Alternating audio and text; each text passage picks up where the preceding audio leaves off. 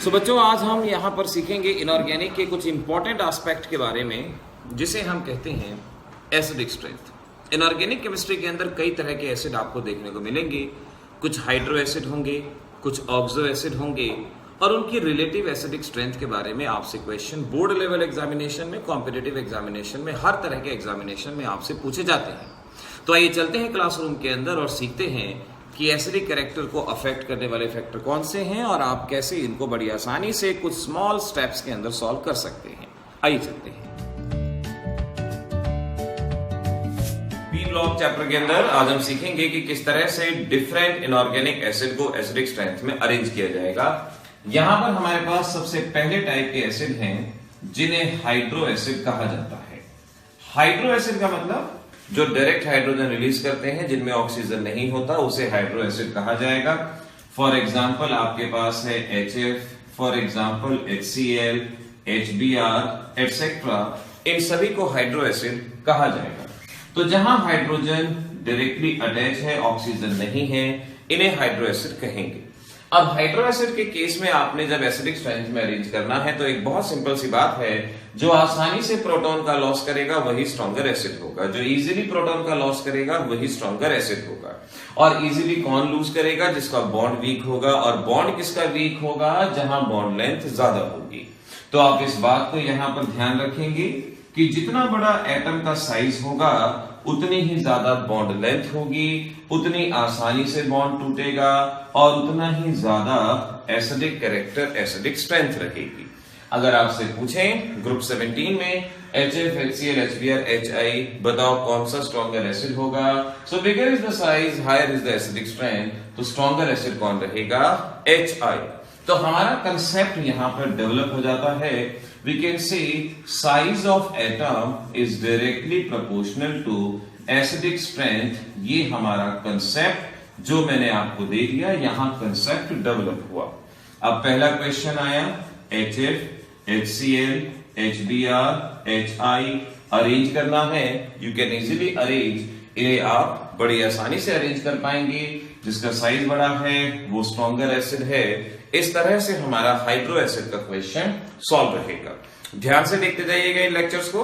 Last में question पूछूंगा आपसे और अगर क्वेश्चन भी सॉल्व हो गए, लेक्चर भी हो गया, और क्या तैयारी, फिर ये हमारी परफेक्ट तैयारी कहलाई जाएगी।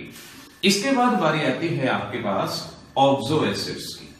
ऑक्सो एसिड से हमारा मतलब है जहां हाइड्रोजन ऑक्सीजन से कनेक्ट होता है उन्हें ऑक्सो एसिड कहा जाता है। जहां हाइड्रोजन ऑक्सीजन से कनेक्ट होगा उन्हें ऑक्सो एसिड कहा जाएगा। For example HClO, HBrO etcetera, HFO etcetera. पहली टाइप के ऑक्सो एसिड हम ले रहे हैं जहां different type of halogen atom present है। First type of oxo acid इन्हें कहा जाएगा। अब देखिए यहां पर आप किस तरह से सॉल्व करेंगे। HFO का स्ट्रक्चर इस तरह से, HClO का स्ट्रक्चर इस तरह से, HBrO का स्ट्रक्चर इस तरह से। हम कह सकते हैं हाइड्रोजन ऑक्सीजन से कनेक्ट है तो ये ऑक्सो एसिड है। अब ऑक्सो एसिड को आपने अरेंज करना है। इस फैक्टर के बेसिस पे सॉल्व नहीं कर सकते क्योंकि हाइड्रोजन से अटैच एटम सेम है। हाइड्रोजन से अटैच एटम सेम होने की वजह से साइज सेम होगा। आप इसको ऐसे सॉल्व नहीं कर पाएंगे। तो आप अब किस तरह से सॉल्व करेंगे? अब ध्यान रखेंगे, more is the electronegativity of atom attach, higher is the acidic strength. More is the electronegativity of atom attach, higher is the acidic strength. तो हमारा कंसेप्ट यहां पे डेवलप हुआ कि मोर इज द इलेक्ट्रोनेगेटिविटी। जितनी ज्यादा इलेक्ट्रोनेगेटिविटी होगी उतनी ज्यादा एसिडिक स्ट्रेंथ होगी। तो हम देख सकते हैं HOF, HOCl, HOBr सबसे ज्यादा इलेक्ट्रोनेगेटिव कौन है? फ्लोरीन। और इस तरह से इन ऑक्सो एसिड्स को अरेंज कर पाएंगे इनकी एसिडिक स्ट्रेंथ के अंदर। तो ऐसे आपने इनके बारे में जानना था कि ऑक्सो एसिड को किस तरह से अरेंज किया जाए, ये हमें मालूम पड़ेगा। अब जानिए कि अगर आपके पास डिफरेंट हैलोजन, तो हम जान चुके हैं सिमिलर हैलोजन के ऑक्सो एसिड हैं, तो आप किस तरह से अरेंज करेंगे। ये है हमारे पास HClO, HClO2, HClO3 और HClO4। ये हमारे पास बहुत इंपॉर्टेंट क्वेश्चन है ये ग्रुप 17 में से, बहुत साल लगातार एग्जामिनेशन में पूछा गया है, तो इस क्वेश्चन को जरा ध्यान से करेंगे। इसे hypochlorous acid, chlorous acid, chloric acid, perchloric acid के नाम से जानते हैं। Hypochlorous, chlorous, chloric, perchloric acid के नाम से इनको जाना जाएगा। अब इन्हें हमें अरेंज करना है।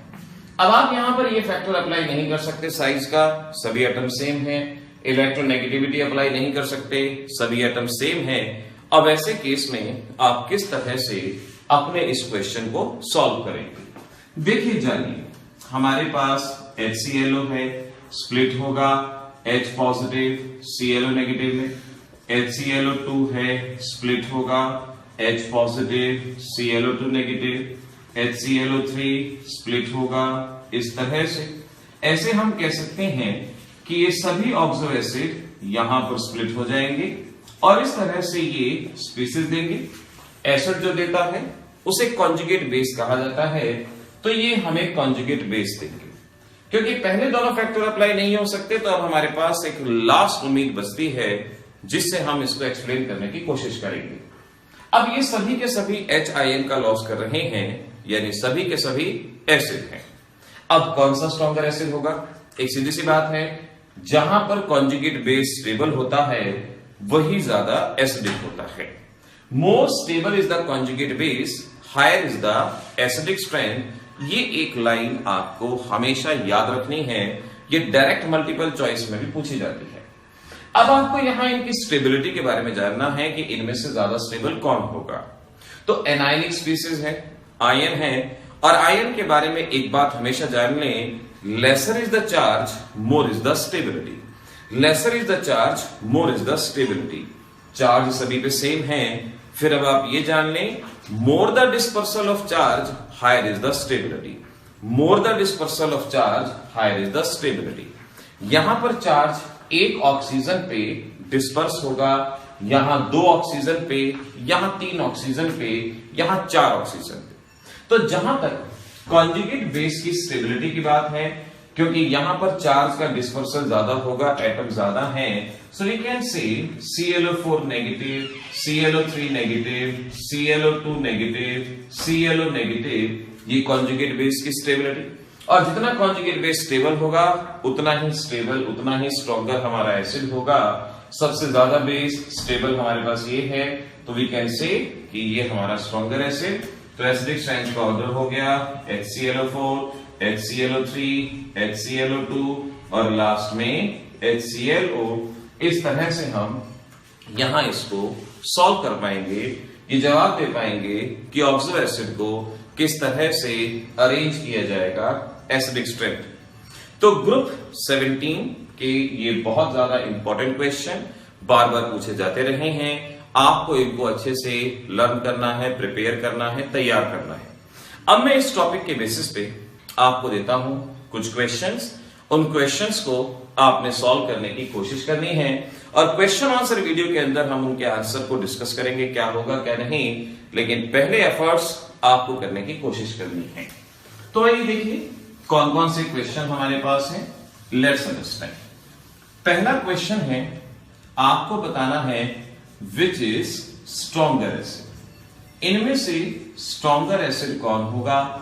A H2SO3 एंड H2SO4, ये आपको प्रेडिक्ट करना है। Which one is stronger acid, जवाब देना है।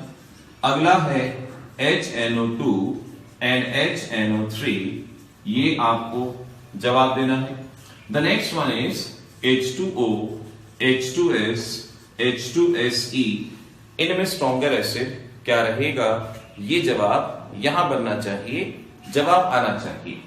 The next one is E part. अगर आपसे कहें MNO एंड MNO2, यहां बताना है विच इज स्ट्रॉन्गर एसिड। और अगर हमने आपसे कहा, अगर हमने यहां पर कंसिडर किया कि सपोज एक हाइपोथेटिकल ही सही PH3 ASH3, यहां प्रेडिक्ट करना है कौन सा स्ट्रॉन्गर एसिड हमारे पास रहेगा।